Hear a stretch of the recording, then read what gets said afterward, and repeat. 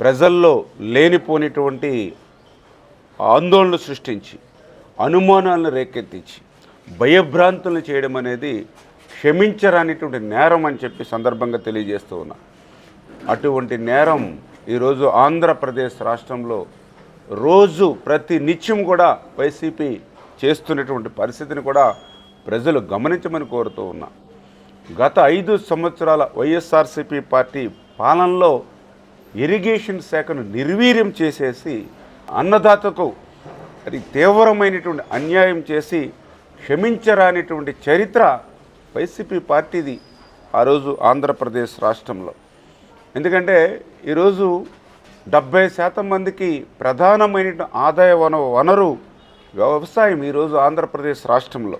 అటువంటి ఇరిగేషన్ శాఖను గాలికొదిలేసినటువంటి చేత కానిటువంటి వైఎస్ఆర్సీపీ పార్టీ నేడు మొసలి కన్నీరు కారుస్తూ కాపర్ డ్యాము కుంగిపోయింది, ప్రకాశం బ్యారేజీ గేట్లు పనిచేయక బెజవాడ మునిగిపోతుంది, తుంగభద్ర గేట్లు కొట్టుకుపోతూ ఉన్నాయి, ఏదైతే మరి యొక్క Kondaveeti Vagu outfall sluice leak అయి అమరావతి మునిగిపోతుంది, కొండవీటి వాగు వాటర్ అంతా కూడా డైవర్ట్ చేసి పొన్నూరుని ముంచేస్తున్నారు.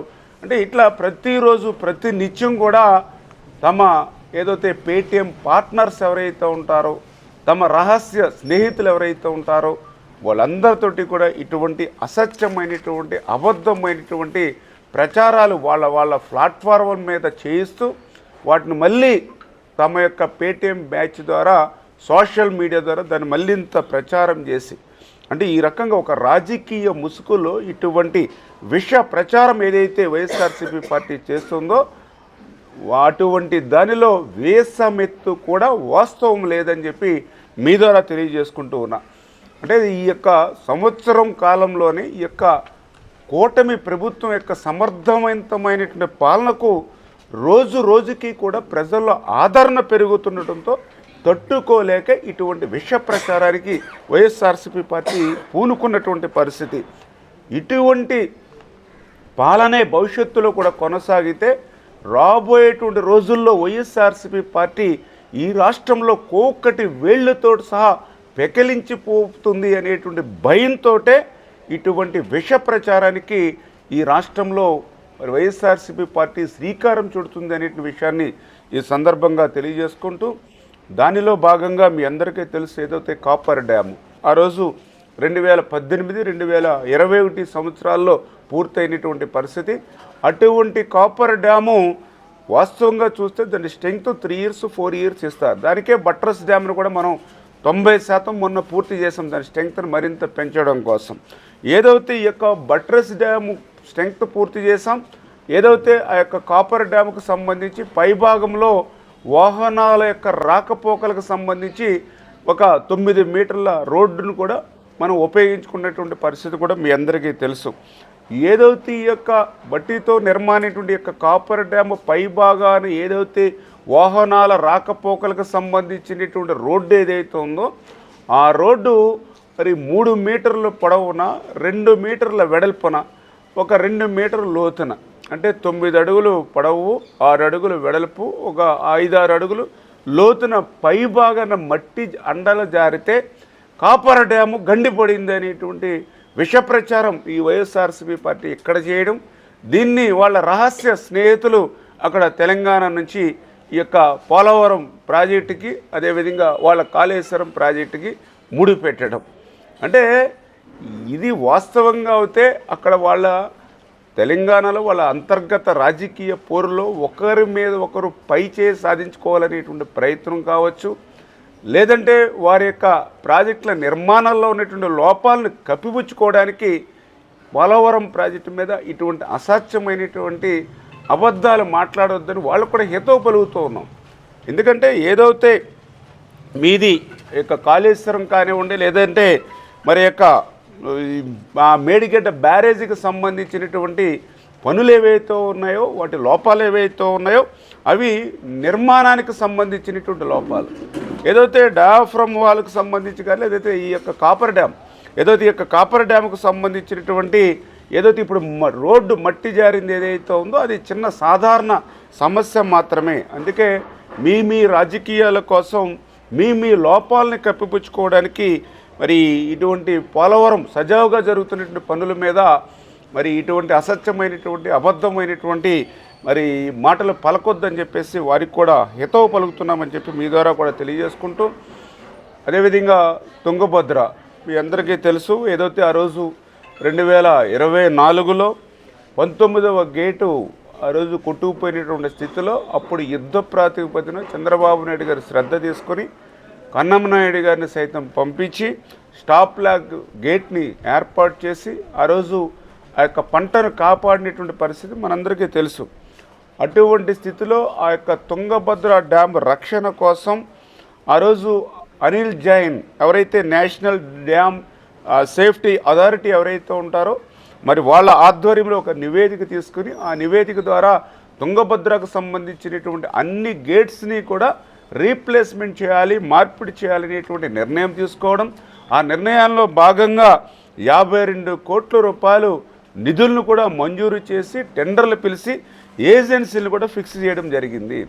అయితే ఈ పనులు 2026 ఖరీఫ్ సీజన్ మొదలయ్యే సమయానికి పూర్తవుతాయి కాబట్టి ఈలోపుగా ఆ యొక్క డ్యామ్ సేఫ్టీ నిమిత్తం 80 టీఎంసీల నీటిని మాత్రమే ఇప్పుడు నిల్వ చేసుకుని, అదేవిధంగా ఏదైతే ఇప్పుడు ఆపరేషన్లో ఒక 7-8 గేట్లు ఆ స్ట్రెంగ్త్ తక్కువ ఉండడం ద్వారా ఆ గేట్ల ఆపరేషన్లో ఆ స్ట్రెంగ్త్ తక్కువ ఉన్నటువంటి 7-8 గేట్లని ఆపరేట్ చేసేటువంటి విధానంలో జాగ్రత్తలు తీసుకోమని, నియంత్రణలతో చేయమని ఏదైతే ఈ యొక్క కమిటీ ఇచ్చినటువంటి రిపోర్ట్ ఏదైతే ఉందో దాని ప్రకారం ఆ యొక్క తుంగభద్ర ప్రాజెక్టు ఏదైతే ఆ ఇండివిజువల్ బాడీ దాన్ని నడుపుతూ ఉంటుంది, దాని నిర్ణయం ప్రకారం పనిచేస్తూ ఉంటే దాని మీద కూడా తుంగభద్ర ప్రాజెక్టుకు సంబంధించినటువంటి గేట్లు కొట్టుకుపోతూ ఉన్నాయి, పని చేయట్లేదు అని ఈ రకంగా అసత్యమైనటువంటి అబద్ధమైనటువంటి ప్రచారంతో ప్రస్తుతం ఖరీఫ్ పంటకి ఏమాత్రం కూడా అంతరాయం లేనిటువంటి పరిస్థితి.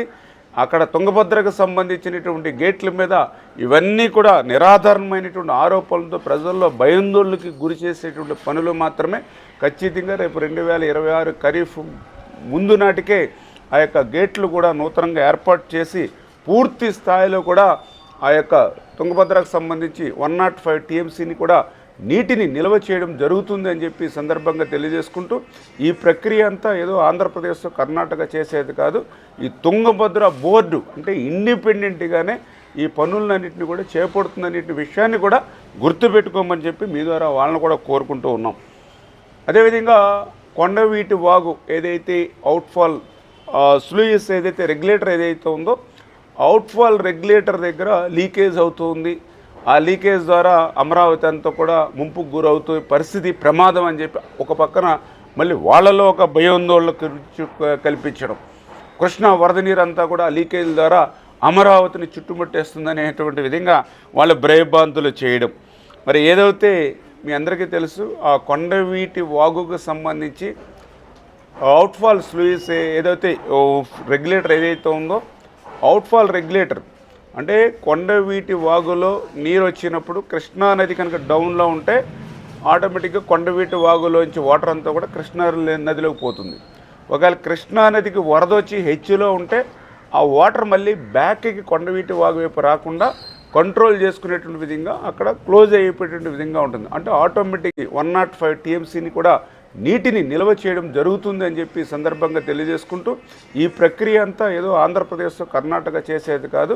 ఈ తుంగభద్ర బోర్డు అంటే ఇండిపెండెంట్గానే ఈ పనులన్నింటినీ కూడా చేపడుతుందనే విషయాన్ని కూడా గుర్తుపెట్టుకోమని చెప్పి మీ ద్వారా వాళ్ళని కూడా కోరుకుంటూ ఉన్నాం.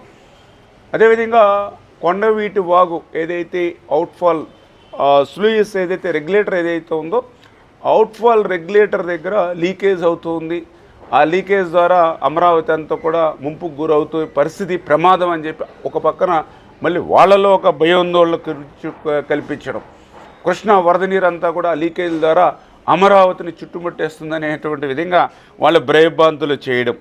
మరి ఏదైతే మీ అందరికీ తెలుసు ఆ కొండవీటి వాగుకు సంబంధించి అవుట్ఫాల్ స్లూయిస్ ఏదైతే రెగ్యులేటర్ ఏదైతే ఉందో అవుట్ఫాల్ రెగ్యులేటర్ అంటే కొండవీటి వాగులో నీరు వచ్చినప్పుడు కృష్ణా నది కనుక డౌన్లో ఉంటే ఆటోమేటిక్గా కొండవీటి వాగులోంచి వాటర్ అంతా కూడా కృష్ణా నదిలోకి పోతుంది.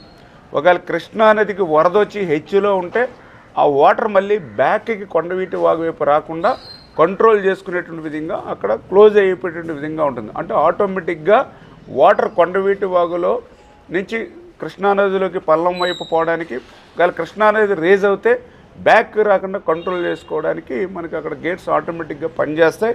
ఇవి ఎప్పుడో నిర్మాణం చేసినటువంటి రెగ్యులేటరు.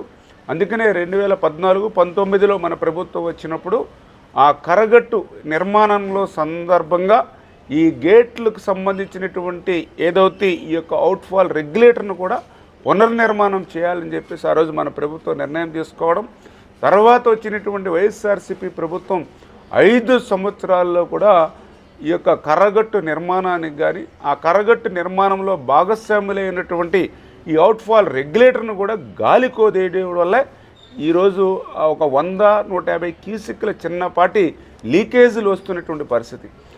వాటి మరామతులు మాట్లాడించి గత 5 సంవత్సరాలు మెయింటెనెన్స్ కూడా లేనిటువంటి స్థితి. అందుచేతనే ఈరోజు మళ్ళీ ఈ ప్రభుత్వం ఆ కర్రగట్టు నిర్మాణంతో పాటుగా ఈ అవుట్ఫాల్ స్లూయిస్ పునర్నిర్మాణాన్ని కూడా ఈ ప్రభుత్వం చేపట్టబోతోంది. ఈలోపుగా ఎటువంటి ఇబ్బంది లేకుండా, ఎందుకంటే ఆ యొక్క కొండవీటి వాగు దగ్గర ఉన్నటువంటి ఏదైతే ఎత్తిపోతల ద్వారా 5,000 క్యూసెక్కుల నీటిని కృష్ణానదిలోకి పంపు చేసేటువంటి సామర్థ్యం ఉన్న పంపులు ఉన్నాయి. ప్రస్తుతం కొండవీటి వాగు నుంచి ఫ్లడ్ వచ్చేది 2,000 క్యూసెక్కులే. ఆ 2,000 క్యూసెక్కుల నీటిని ఎప్పటికప్పుడు మనం కృష్ణాలోకి పంపు చేస్తూ ఉన్నాం. ఇంకా 3,000 క్యూసెక్కులు ఆ నీటిని పంపు చేసేటువంటి సామర్థ్యం పంపులు ఇంకా అక్కడ ఎంటీగా ఖాళీగా ఉన్నాయి. అంచేత ఒక 100-150 క్యూసెక్కుల నీరు లీక్ అయినా ఎటువంటి ఇబ్బంది, ఎటువంటి నష్టం లేకపోయినా కూడా కావాలని ఆ ఫోటోలు పెట్టి కావాలని మరి ఇటువంటి దుష్ప్రచారం చేసి ప్రజల్లో ఒక ఆందోళనలు, భయోందోళనలు, ఈ సమాజంలో ఒక అశాంతిని సృష్టించాలనేటువంటి ప్రయత్నం ఈ యొక్క వైఎస్ఆర్సీపీ అడుగడుగునా కూడా చేస్తున్నటువంటి పరిస్థితిని కూడా ఈ సందర్భంగా ప్రజలందరూ కూడా గుర్తుపెట్టుకోవాలని చెప్పి, అదేవిధంగా ఏదైతే మొన్న పొన్నూరుకు సంబంధించి అంబటి మురళీకృష్ణ గారు ప్రెస్ మీట్ పెట్టడం, కొన్ని ఫొటోస్ ఇవి కూడా మరి ఎగ్జిబిట్ చేస్తూ ఏదైతే పొన్నూరు మునిగిపోవడానికి కొండవీటి వాగు వరదనంతా కూడా అమరావతిని కాపాడడం కోసం ఆ నీటినంతా కూడా పొన్నూరుకి డైవర్ట్ చేసేసి పొన్నూరునంతా కూడా ముంచేశారని వాళ్ళు మాట్లాడేటువంటి మాటలు మాట్లాడుతుంటే ఒక రాక్షసులు మాత్రమే ఇటువంటి మాటలు మాట్లాడతారని అనిపించింది నాకు. ఎందుకంటే ఏదైతే కొండవీటి వాగుకి వరద వస్తే ఆ వరద నీరు కృష్ణానదిలోకి వెళ్ళేటువంటి పరిస్థితి లేకపోతే అక్కడ ఇప్పుడే చెప్పాం 5,000 క్యూసెక్కుల వరద నీటిని పంపు చేసేటువంటి సామర్థ్యం ఉన్నటువంటి ఎత్తిపోతలను అక్కడ మనం నిర్మాణం చేసాం. కానీ మొన్న కొండవీటి వాగుకు వచ్చిన వరద 2,000 క్యూసెక్కులే. అంటే ఇంకా 3,000 క్యూసెక్కుల నీటిని బయటికి పంపగలిగేటువంటి సామర్థ్యం ఉన్నటువంటి పంపులు ఉన్నటువంటి స్థితిలో మరి ఇంకా అక్కడ పంపులు ఖాళీగా నీటిని పంపు చేయడానికి వేచి ఉన్నటువంటి స్థితిలో కూడా కొండవీటి వాగు నుంచి వరద నీరుని పొన్నూరుకి మరి తరలించామని వీళ్ళు చెప్పేటువంటి మాటలు. ఎప్పుడైతే కొండవీటి వాగుకి వరదలు వచ్చాయో మరి ఇమ్మీడియట్లీ ఆ యొక్క కృష్ణ పశ్చిమ ప్రధాన కాలువ, అదేవిధంగా గుంటూరు ఛానల్, అప్పాపురం ఛానల్, అదేవిధంగా కేడబ్ల్యూ కాలువ వీటన్నిటినీ కూడా మూసివేయడం జరిగింది. కొండవీటి వాగుకు సంబంధించినటువంటి ఒక చుక్క వరద నీరు కూడా ఆ వరద సమయంలో పొన్నూరు వైపుకి రాకపోయినప్పటికి కూడా ఆ పొన్నూరులో ముంపుకు గురైందని వాళ్ళు వాస్తవంగా చూస్తే పొన్నూరు ముంపుకు కారణం ఆ రోజు మనందరం కూడా చూసాం.